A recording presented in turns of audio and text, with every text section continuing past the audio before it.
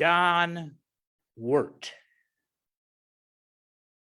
third baseman for the 1968 Detroit Tigers. I think of him every time I sit down to write a sermon, because there he is at the top of my keyboard, Q, which I ignore, W-E-R-T, Don Wirt. He was a skinny guy, didn't hit very well, but he was a pretty good fielder. In the 60s, the best third baseman was Brooks Robinson. And Brooks Robinson won the Gold Glove, meaning the best fielder at that position, 9 out of 10 years. Don Wirt won it in 1962. So he's the only person who was a contemporary of Brooks Robinson that said, I'm a better fielder than Brooks Robinson.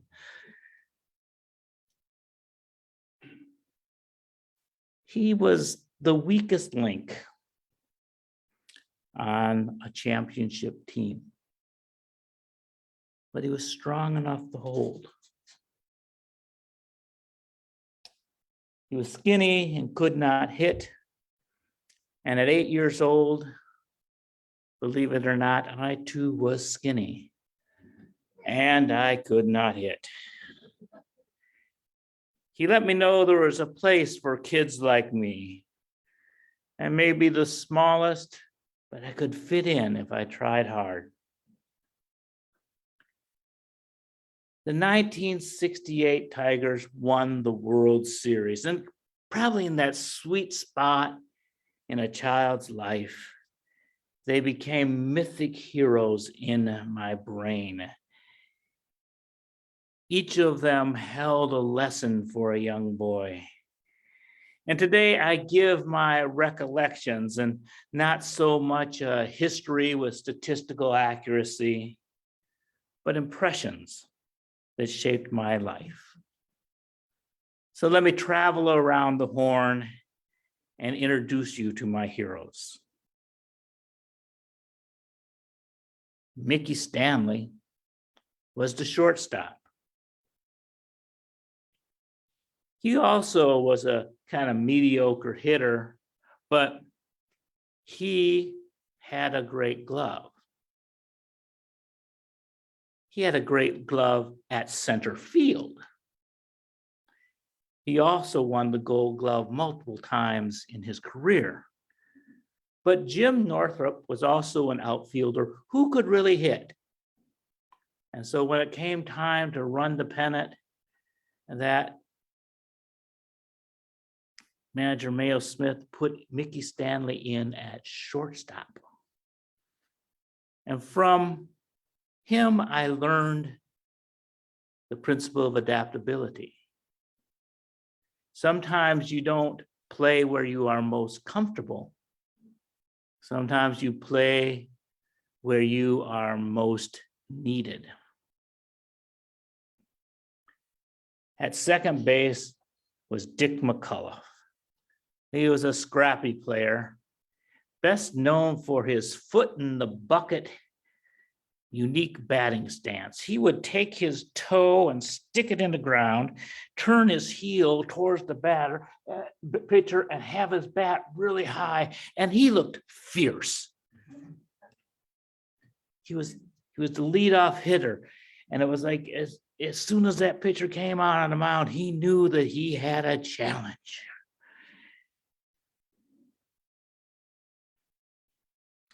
What I learned from Dick McCullough was intensity. Now over at first base was Norm Cash, Stormin' Norman, one of the power hitters, and hit lots of home runs. And when people came to first base, he loved to sing country music just to annoy them. In contrast to McCullough, who was playing as if he was at war, Cash played for the pleasure of playing. And after his baseball career was over, he continued to play softball just for the fun of it. He taught me to enjoy life as you go. At catcher, there was Bill Freehan, the best catcher in the American League. He was stocky, balding, and had bad knees. He hit well, and he earned 5 Gold Gloves in his career and was an all-star 11 times. Solid and dependable. He played football at the University of Michigan. So when he blocked home plate was blocked. I don't think I ever saw him get run over by a runner. He was a rock. He made me want to be strong.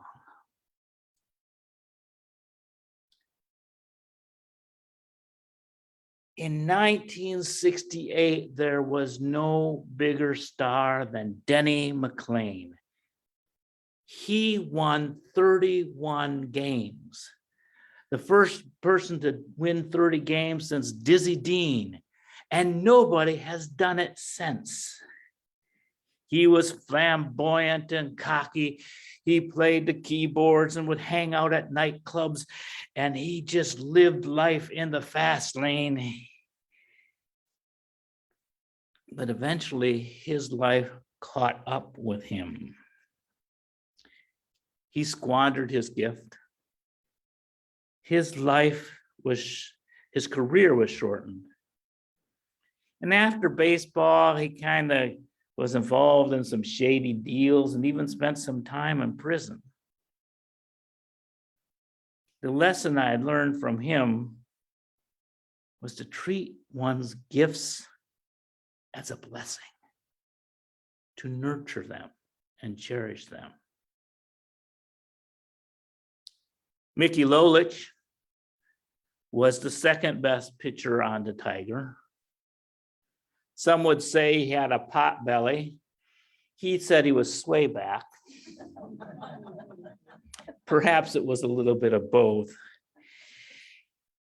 But he had a long career, and he was a fastball pitcher who struck out lots of people. And many of his strike records were only broken by Nolan Ryan.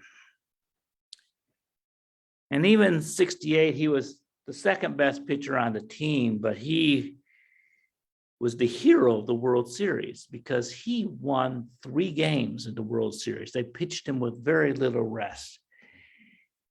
And he even hit a home run in one of the games. And so Lolich, to me, was the lesson of the anti-Denny McLain, someone who cherished his gifts and was humble about it, and was a generally nice guy. But when it came to home run hitting pitchers, none could top Earl Wilson.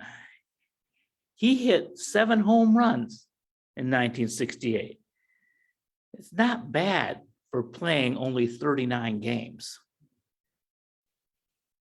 Normally, pitchers are very poor hitters.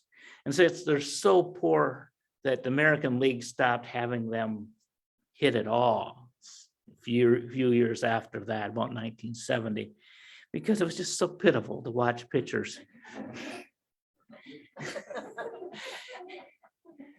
But from Earl Wilson, I learned that it is good to be outside the norms, to be surprising, to be a little bit different.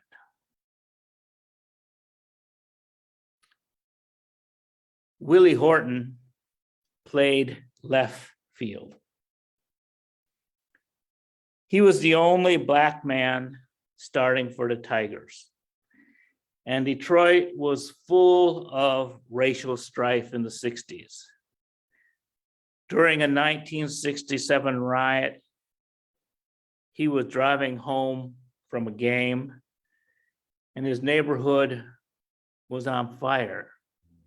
He stopped in the intersection, still in his uniform, and stood on the car and tried to calm people down. The people didn't really calm down. They said, "Willie, get out of here. We don't want you to get hurt."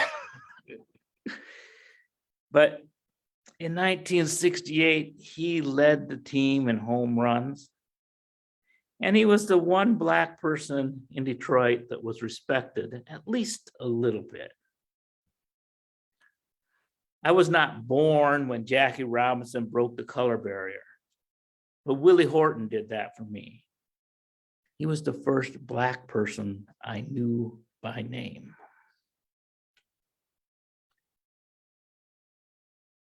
In center field was Jim Northrup. And he taught me the lesson of being in the right place at the right time. He came through in the clutch. He hit 5 Grand Slam home runs in 1968. When the bases were loaded and the pressure was on, Jim Northrup came through.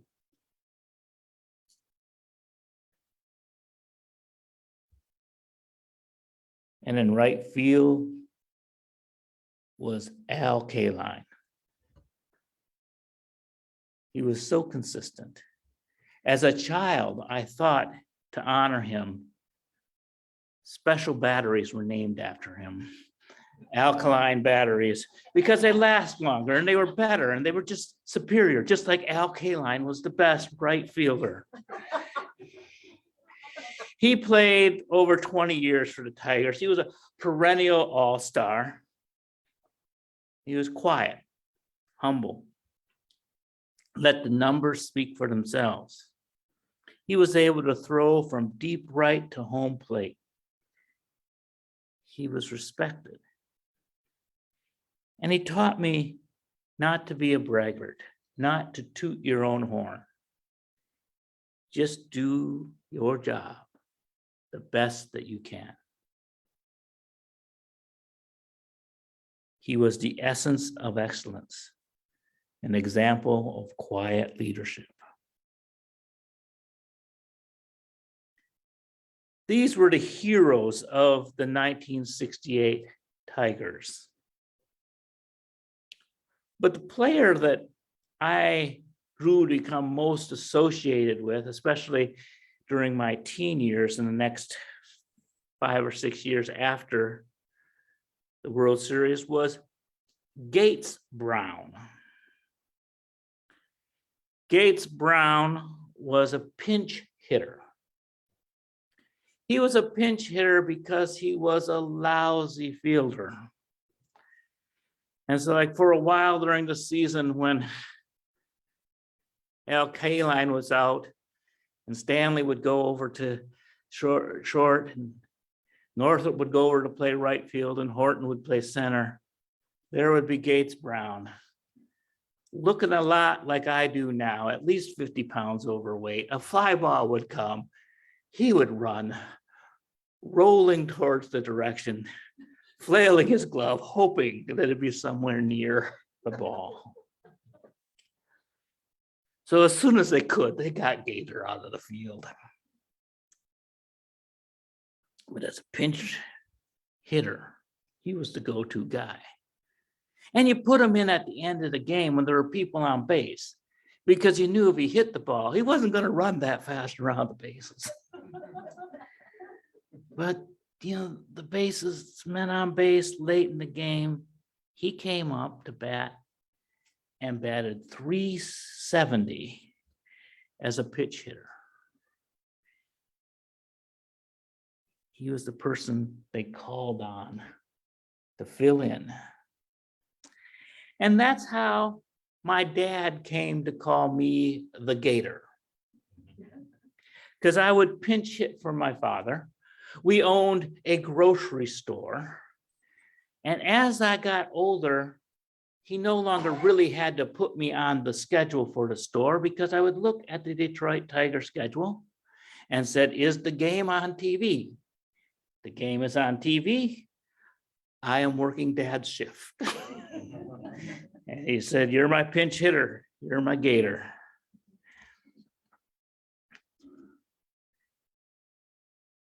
I learned a lot from my baseball heroes. Everything but how to play the game. I fielded like Gates Brown, and I hit like Don Wirt. My friends and I played at a field near the elementary school. And one time I almost hit a home run. The ball went straight out to center field, hit the top of the fence, and bounced back into play. The game was stopped. My friend Jack said, "That's it. The field's getting too small if Davis can almost hit one out." And we never played on that field again. So I have gone through baseball, through life as a spectator. I like other sports, but no other sport is like baseball. I mean, most other team sports are similar. They consist of moving an object from one side to the other. Rowing has people moving a skiff. Hockey moves a puck. Badminton moves a birdie. But most sports use a ball. There are handballs, rugby balls, soccer balls, basketballs, footballs, and more. And they just all move side to side, side to side. In polo, they ride horses and hit a ball with a mallet, but still are going side to side. Water polo also uses a ball, but I think it's cruel to make those horses swim underwater for the entire match.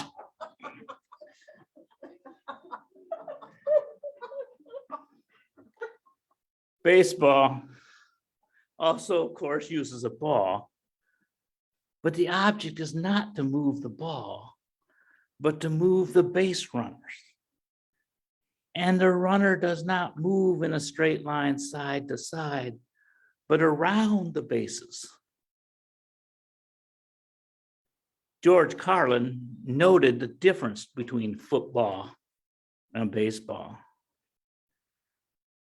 Football is played on a gridiron and is rigidly timed. The offense tries to mount a strong ground attack while the defense tries to win the battle of the trenches along the line of scrimmage. If the defense blitzes, the offense uses a shotgun to throw bombs in an attempt to get to the end zone. And if the game ends in a tie, there's sudden death. Baseball is played in a park. There is no clock. If it's tied, we go into extra innings. And the object of the game is to be safe at home.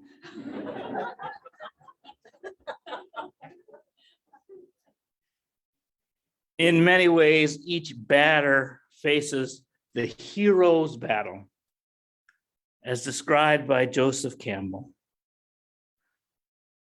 The protagonist begins at home and goes on a journey, meets obstacles and helpers along the way, only to return home a hero. Odysseus, Hercules, Perseus, Persephone are all variations of this theme.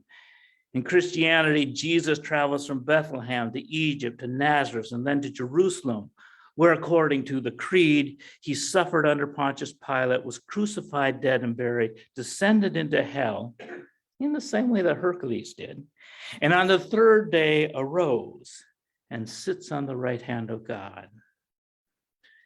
Star Wars stories have lots of journeys with barriers and helpers along the way, as well as the stories of J.R.R. Tolkien. There's this theme, the hero's journey. And likewise, a batter faces a pitcher. If he manages to reach base, he risks being picked off. He may advance due to the sacrifice of others, perhaps a long fly ball. He may even need to steal a base, a morally questionable act. And he will be stranded unless someone helps him get home. Baseball is like life. Some say baseball is boring. Well, life is pretty boring. We spend a lot of time waiting for something to happen. And when it does, we have to be ready or else it'll just pass us by. When we're up to bat, we may strike out, or we may hit the ball very hard directly into the glove of another and still be out. We often fail. In baseball, a .333 batting average makes one a star. One's probably going to lead the league in batting. That means that the best player in the league has failed 67% of the time to get a hit. The secret is to be able to live with that failure, learn from that failure, and be ready to take your next chance. And sometimes we have to rely on the work of others to pull us through. Sometimes you might have a horrible at-bat. You might get hit by the ball and it hurts. But then you go on base and somebody might bring you in.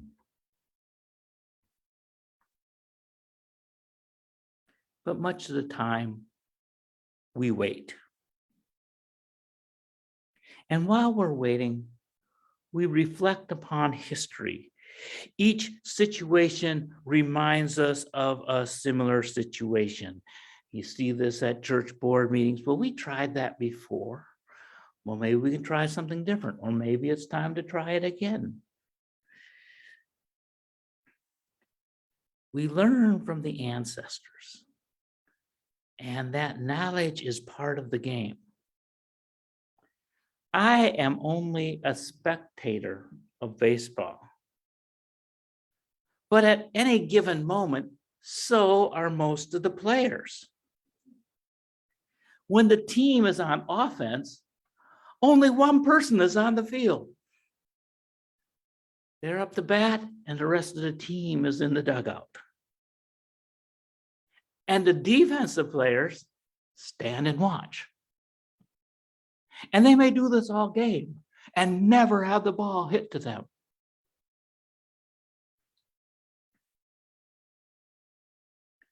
So today, many of us are going to Kinston to watch a game, and minor league teams have such great names. Our local team is called the Wood Ducks, and they're going to be playing against the Carolina Mudcats. And we can become part of the event. We will be the roaring crowd. And we'll be watching minor league ball. And most of the players we see today will not reach the major league. And even fewer will become stars. But we're going to be in that moment where they live in hope. And they struggle. They were successful high school players, and they're living in some town far away from home, and they're seeing a curveball for the first time. Some will make it, some won't. But they're all living in what last week's sermon called that liminal state, that place of almost, but not yet, which we all live at all times in our lives. This state of being, waiting, hoping, learning from the ancestors, preparing. We live in this hope, and we are ready, because no matter what life throws us, we can always remember the words of the yogi, the great catcher Yogi Berra. It ain't over till it's over. May we bless and be blessed.